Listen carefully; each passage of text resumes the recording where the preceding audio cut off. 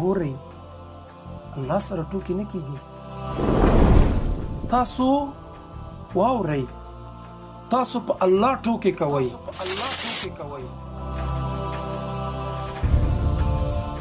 ډیری علما په دغه کې وایي څوک چې د شاعرو بې حرمتي په ټوکو کې هم وکړي، یعنې ډېر شیان دي چې هغه ته په هغې باندې ټوکه کېږي نه اصلا، چې ته بیا وروسته پښیمانه شي چې یاره ما ټوکه کړې. همداسې د سورت توبې په یو آیات کې راځي، صریح حکم دی، ووایه الله ووایه دوی ته چې لا تعتذروا قد کفرتم بعد ایمانکم. اوس بخښنې مه غواړئ، دا مه وایئ چې ما ټوکې کولې. یقینا چې تاسو کفر وکړو وروسته له ایمان نه. یعنې کله کله د ټوکې